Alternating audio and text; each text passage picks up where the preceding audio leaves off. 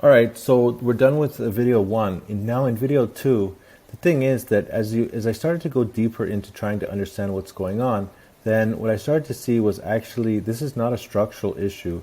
This is an emotional and intellectual problem. All right, so I've moved some things around. Now let's start from the top. So we're not going to go into reuses right now. Recognizing outcomes. So how to acquire brand new customers that need IT related services.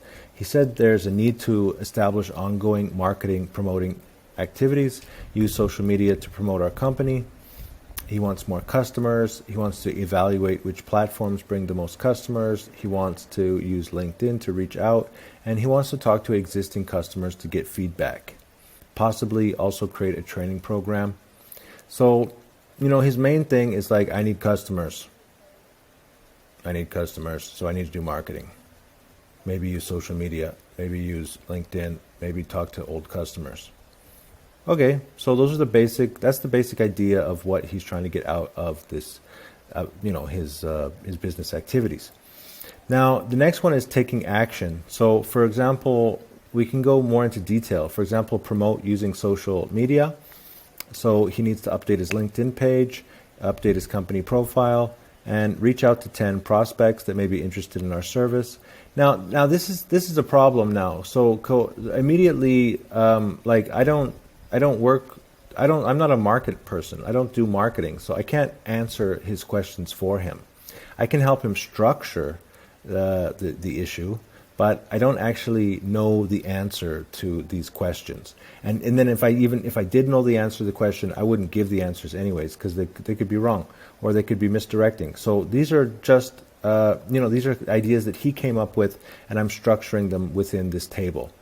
So he talked about designing a customer feedback questionnaire. Now, in that case, I might be able to help him come up with some questions. I might not be able to. So maybe I should probably delete that and say, no, actually, that's not specifically my responsibility. Unless he's saying, hey, can you help me to do this? And then, all right, so which tool can help us to come up with some questions? So I can help him to structure these thoughts. He wants to create an online course. He wants to get someone to help him with admin activities. All right, so these are like 4 specific endeavors. These are 4 specific things that he needs to do, that he needs to take action on. So, I mean, probably all 4 of these things fit up here as well. Now, I didn't move things around too much. I just basically did some cut and paste from the original meeting and then put it within here so that I could just go through it and understand it very clearly. Now, before we choose some plans, we're going to want to build some scenarios. All right, so for example, in this case, we have create an online course to teach people how to manage activities and data using this IT-related service. So for NAV, for example.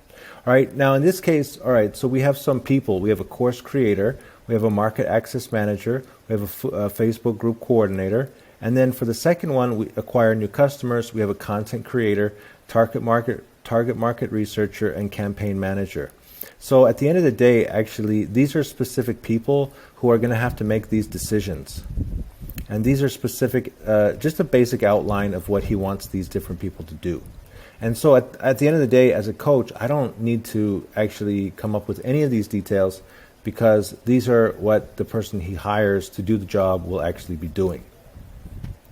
Let's make some assumptions. I have lots of interests and enjoy doing many different things. I need a follow-through mechanism and specific due dates. Former customers were all previously known via referrals. Now, all of a sudden, it's like, oh my goodness.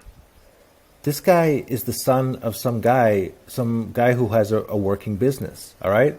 So this guy experienced success in the past because somebody else was managing it. This guy can't even tie his own shoelaces. He's running a NAV project, which is like an automation tool, but he doesn't even know which automation tool to use in his own project.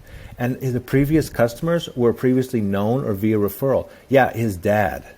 All right, so suddenly now he's has to create his own business, and he can't focus. He needs somebody to help him with admin. He needs to hire all of these people. And at the end of the day, he says, overall, I'm motivated. I'm a 70% effort and a 25 level of success. I need to increase my level of effort and increase my level of success. So at the end of the day, this is a guy I don't really want to work with. It's like some spoiled brat that just picked up the business from his dad.